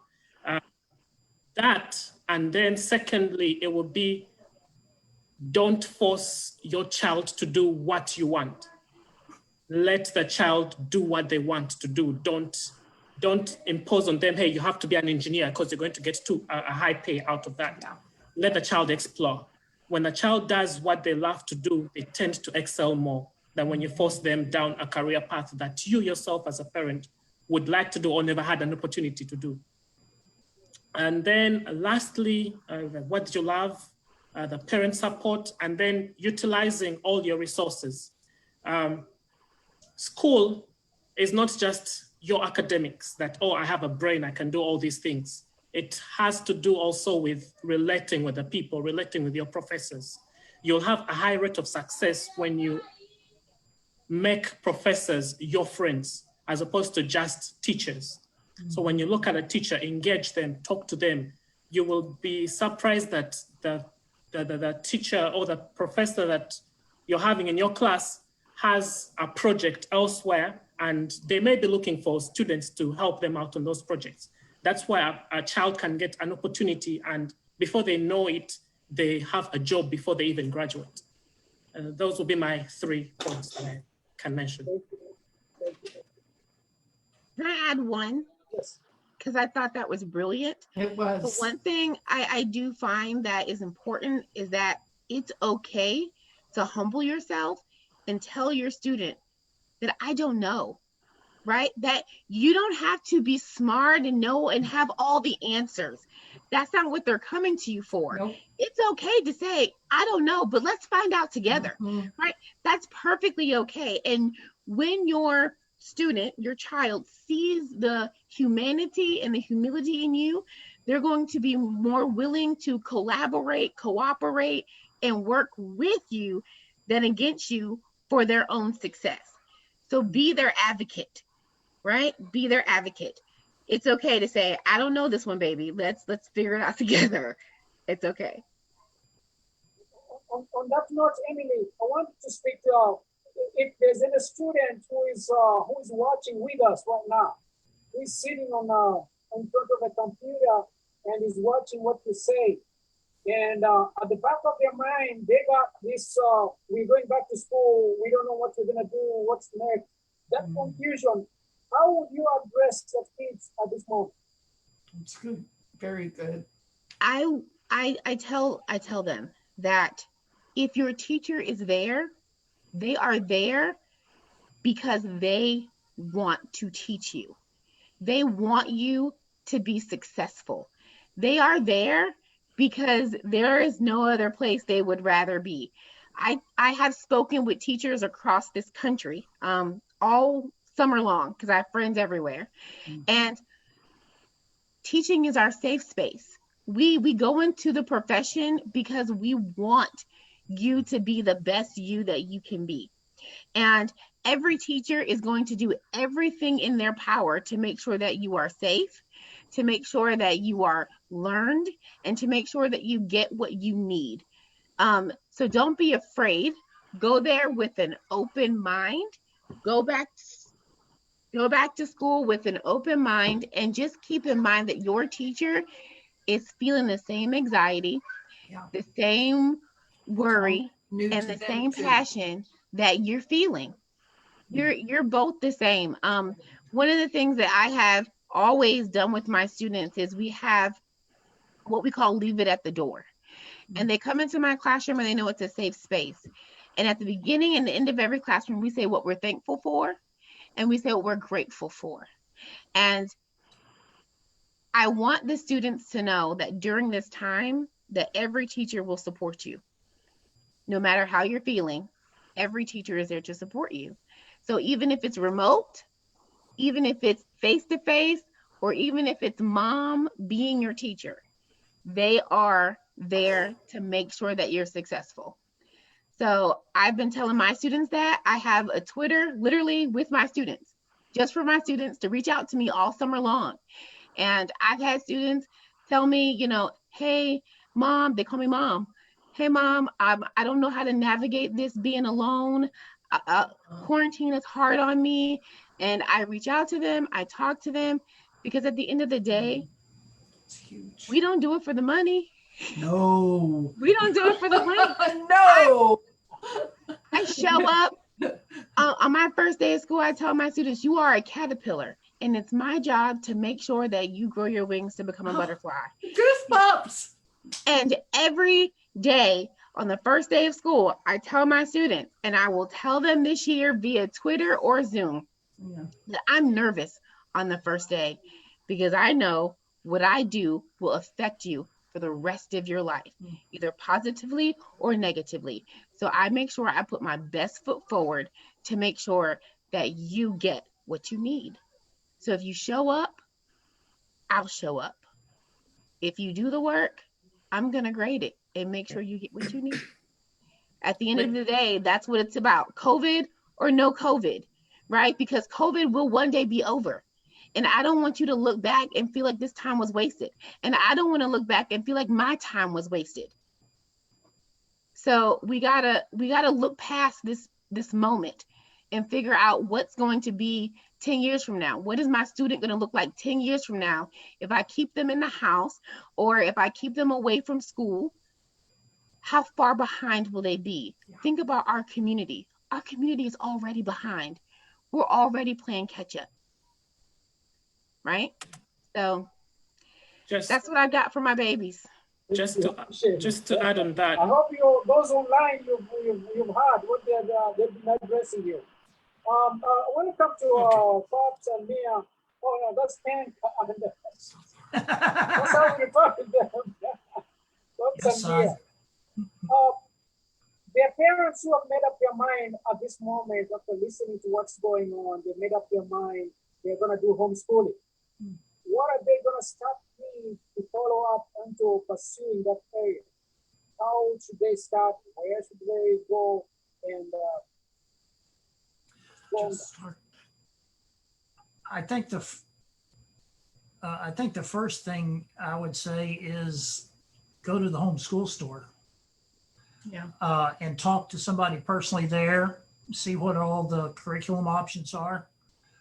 They can also point you at other things that are going on, other groups to get involved with, because definitely you need to get the kids involved with other kids. And there are lots of homeschool programs to do that. One of the other things that is very unusual in Houston and is a humongous resource is there are actually many classes that you can put your homeschool kid in, like they were talking in the tutoring session. In high school, every one of our kids went to some classes for things that, we didn't feel capable of teaching. They went to science class. They went to some English classes that were taught on a college level that somebody else taught, a class of like 15 to 25 homeschool kids. 1 day a week. 1 day a week. Yeah, they go to class and then they'd study on their own the rest of the week and come back and give reports. And the classes can be really incredible. In fact, the English class that our kids took when David got to HBU, he goes, wow, college is really easy, because in his English class, he had to write a paper every week and read 12 books. We got to college, he said, well, I only have to write one paper and read 2 books. But I would start with the homeschool store. One of the things I will tell everybody, if you don't know what the chat is, take your mouse and go to the bottom of the screen and it will open up and you'll see a deal that says chat. Click on the chat. And there's been a whole bunch of information that has been posted into the chat. All the speakers. From all the speakers. And the last thing is a deal that says how to save the chat. And so you want to follow the directions, click on the little 3 dots and say, save the chat, and then go rename and copy the file someplace where you know where it is. And you'll have all that resource information that we shared. So make sure you save the chat. Can I interject, Jimmy? On the homeschool end, and probably on any of the other platforms that have been discussed,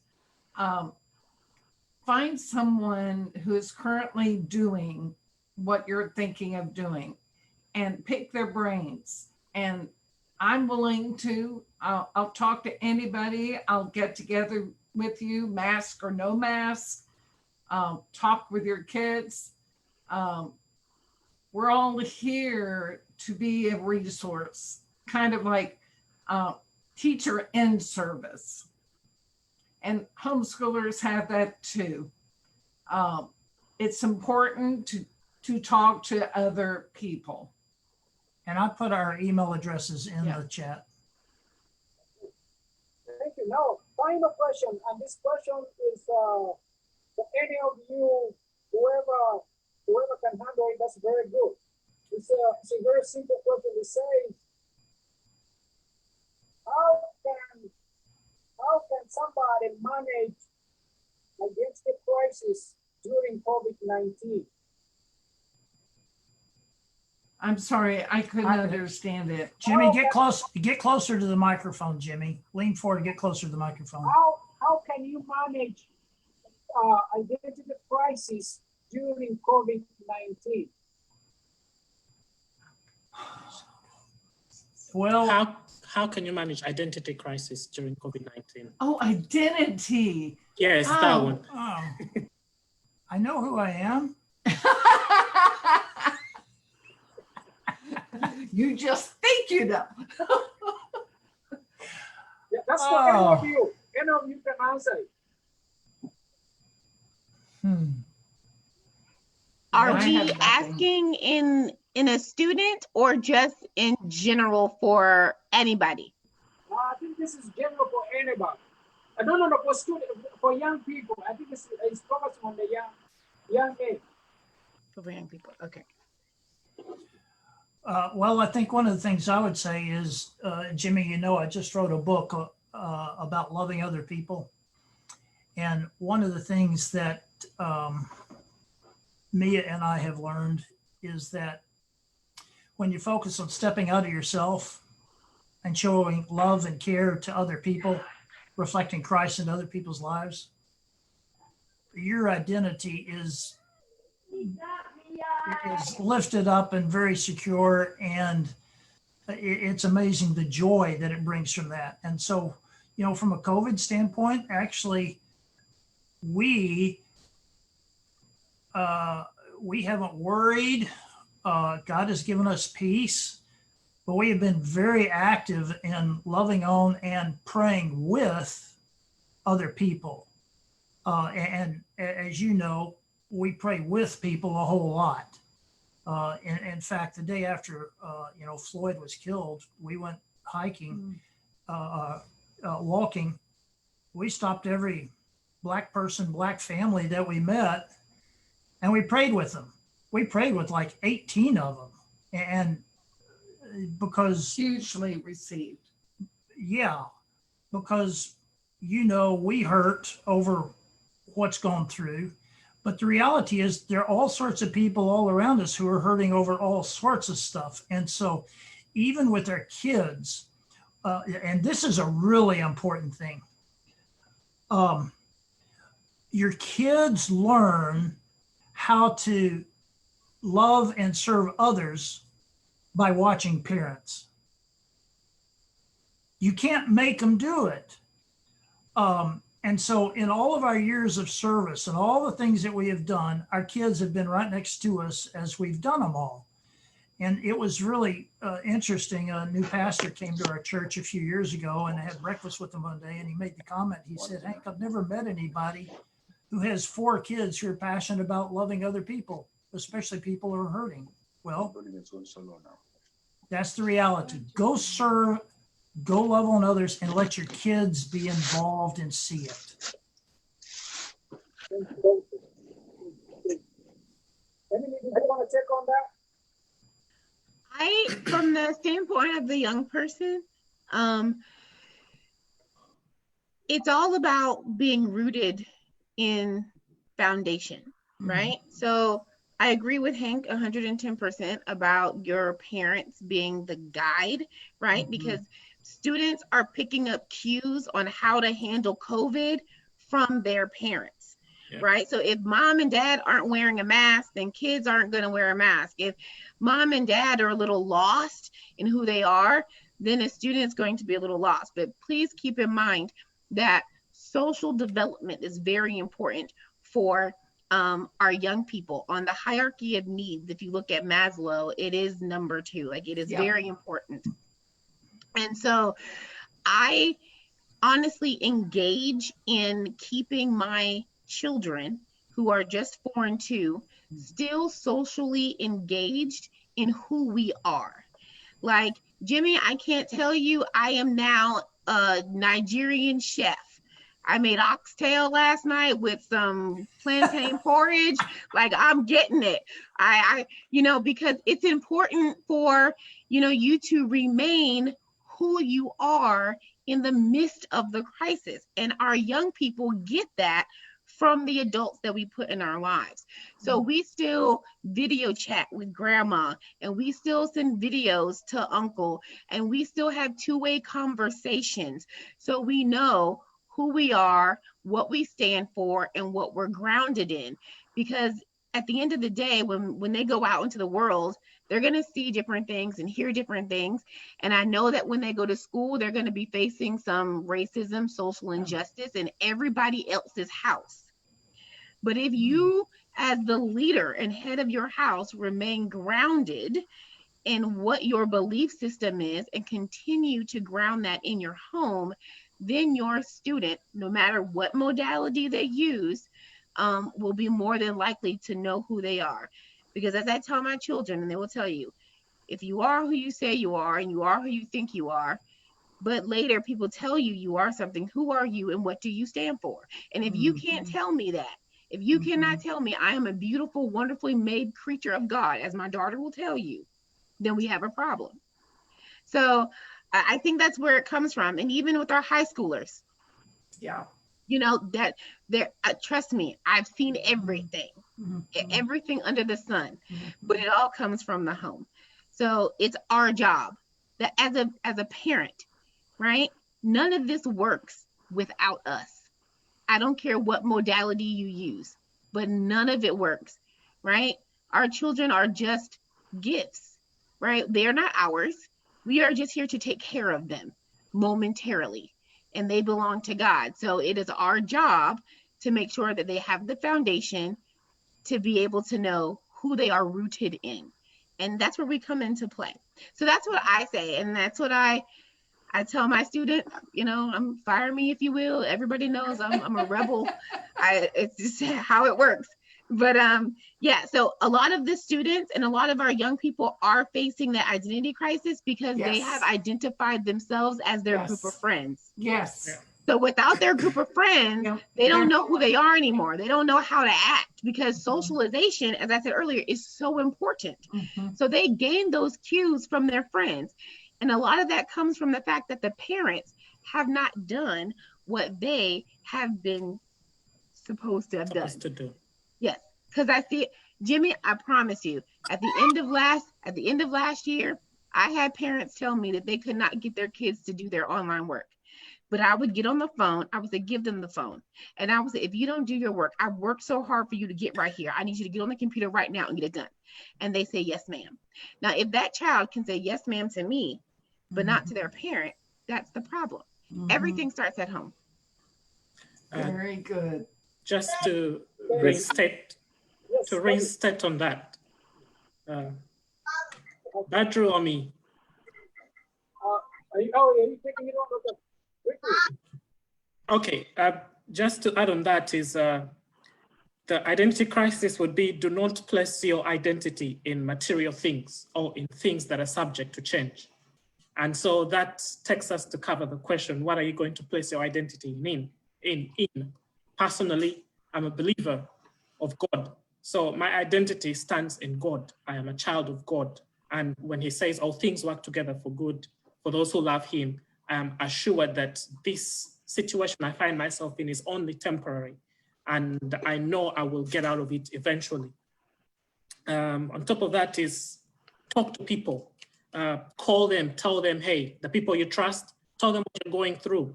The more you talk, the easier it is to cope with whatever you're going through. A problem shared is a problem solved. Just remember, talk to people you trust that won't be backbiting on your back once you're done talking to them. And remain active, go out and play sports, go out for a walk, call someone and discuss or play a game of chess, Scrabble, what game, I mean, just keep yourself active and this will be over before you know it. Okay, thank you. Mr. Badru. Yes, when I had that question, then I started, first of all, I struggled to get the whole line.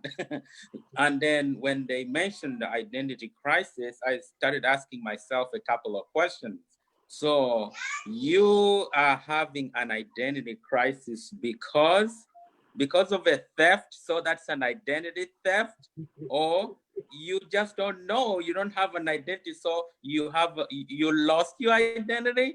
So let me see those two things. One, it seems each one of them has a solution. If you're dealing with identity theft, we have a list of things written out online and even on the NSA website on how to protect your identity. Your parents, the TV, the media, everybody is telling you how to protect your identity so that they don't steal your electronic or digital identity or any other form of thing that identifies you. Now, on the other side, when you say you have an identity crisis because you seem to have lost your identity, I think for that particular instance, you need to first do one thing. Try to ask questions and find the truth. Because if you are having difficulty trying to identify yourself as either an African or an African American or Ugandan American or a human being or a religious person or a person without faith, then you are going to have a melting pot of a disaster in your life. So I think it starts with trying to seek the truth. Ask your parents to tell you the truth about yourself, your origins, and accept them as they are. There is no need for you to live in denial. Once you come to terms with accepting your foundations, you move on and you start building on it, and always try to look at it from a positive angle. That's my take on that. Thank you.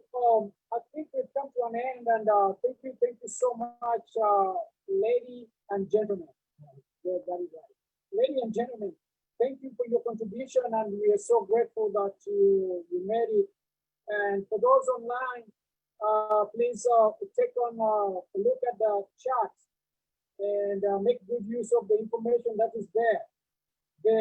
Their addresses are on that chat, so please, if you want anything to follow up with any of them, please take it on from there. Other than that, thank you so much, and we're so grateful. Thank you for the wonderful time. May you have a great week. Good job. Yeah. All right, guys. All right, bye-bye. Thank you. Bye. You.